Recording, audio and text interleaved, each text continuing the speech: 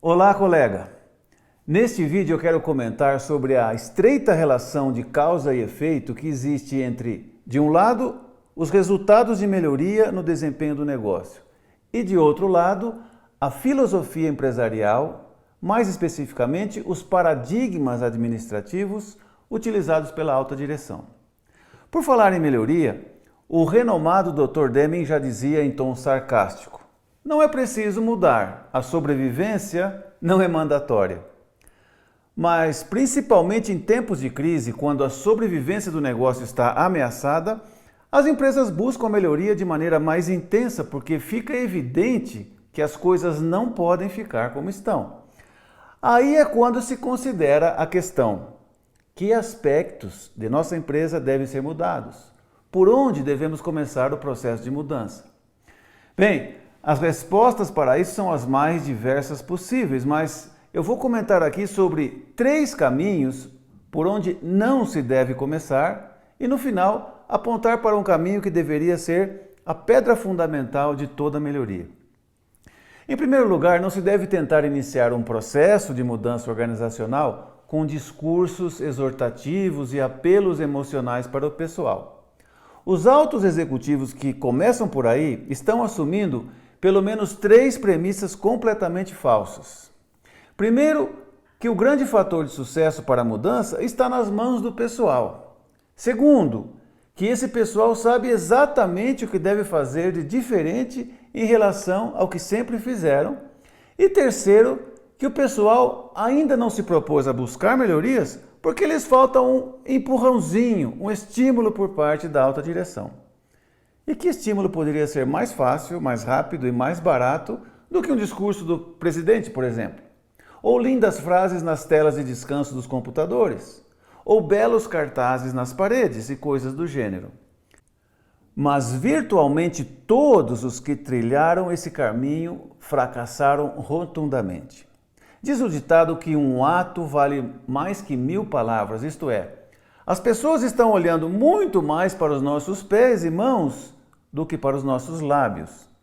Não é à toa que um dos 14 princípios de Deming é: acabe com as campanhas exortativas para o pessoal.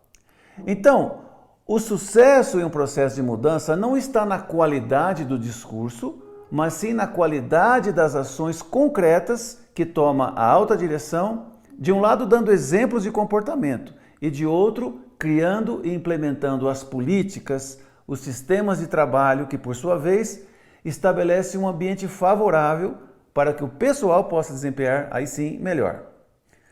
A segunda maneira pela qual não se deve iniciar um processo de mudança é através do estabelecimento e cobrança de metas numéricas de melhoria, como já discuti em vários vídeos desse canal. Novamente, ao fazer isso, os altos executivos estão assumindo premissas absolutamente equivocadas. Primeiro, pensar que eles sabem a priori exatamente quanto e até em que prazo é possível melhorar, sem nem mesmo haver definido como será realizada a melhoria, o que é algo bastante pretensioso, quando não insano. Segundo, achar que as pessoas são desmotivadas e apáticas por natureza e só se mobilizam se houver uma pressão pelo cumprimento das metas numéricas.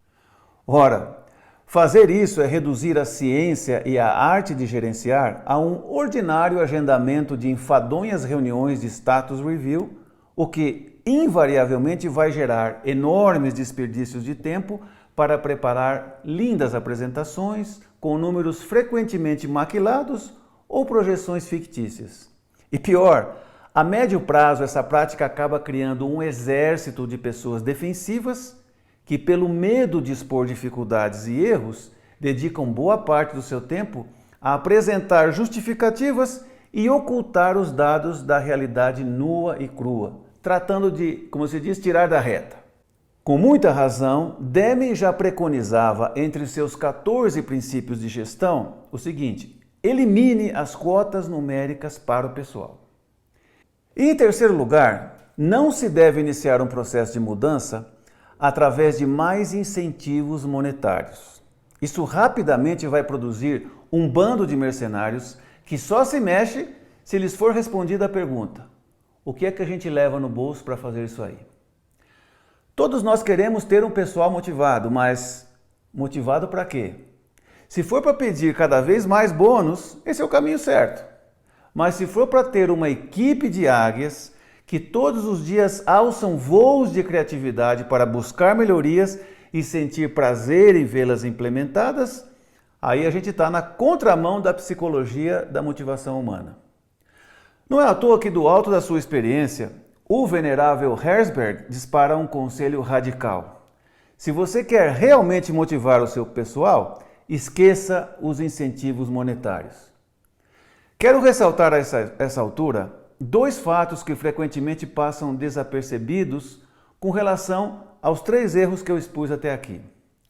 Primeiro, tratam-se de caminhos falsos, não passam de tentativas de requerer mudança sem, na verdade, mudar coisa nenhuma. Já foi dito que a definição popular de insanidade é esperar resultados melhores fazendo sempre as mesmas coisas. Nada vai mudar de fato com mais discursos, mais incentivos ou imposição de metas mais agressivas. E segundo, aqueles 3 falsos caminhos compartilham da mesma falácia de achar que os outros é que devem mudar e não as próprias cabeças que tão desesperadamente reconhecem a necessidade e requerem a mudança, a saber, os próprios membros da alta direção. Justamente por ocuparem uma posição de destaque tão arduamente conquistada, a grande maioria dos executivos acabam contraindo a síndrome do sucesso, um tipo de orgulho exacerbado que lá no fundinho das suas mentes implantou o estranho conceito de que eles já não têm mais nada que possam aprender e que os leva a inferir que já sabe exatamente o que fazer em cada situação, bastando uma rápida análise e tomada de decisão. Por isso, é que é uma verdadeira raridade ver um alto executivo sentado como estudante numa sala de treinamento. Mas o verdadeiro sábio é um estudioso insaciável, um eterno aprendiz.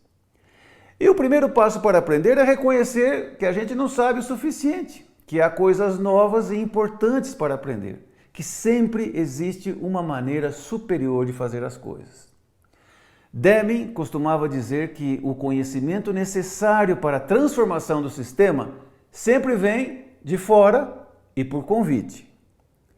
Tenho constatado inúmeras vezes que a estrutura de trabalho influencia e determina o comportamento observado na base operacional.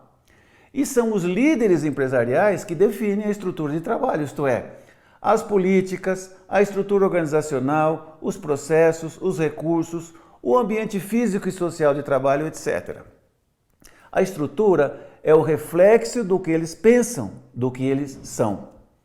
Se uma dada estrutura não produz resultados satisfatórios, ela precisa ser mudada em algum aspecto.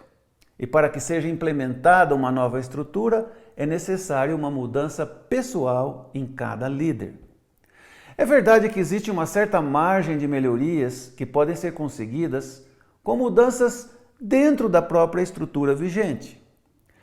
Mas vai chegar um momento em que é preciso realizar um salto qualitativo. E isto requer uma mudança radical no próprio conceito da estrutura. Porém, a decisão de fazer mudanças estruturais profundas nos sistemas de trabalho só acontecerá se antes os altos executivos entenderem e adotarem novos princípios administrativos e decidirem agir de maneira coerente com essa nova filosofia. Mais uma vez, citando Deming, ele estava coberto de razão quando, entre seus primeiros princípios para a transformação da administração, dizia o seguinte: adote a nova filosofia. É por aí que começam as mudanças sólidas, as melhorias consistentes e expressivas no desempenho organizacional. Lean, Six Sigma, teoria das restrições, gestão por processo, por exemplo, são abordagens de melhoria organizacional que trazem, cada uma delas, todo um conjunto de princípios, métodos e técnicas analíticas.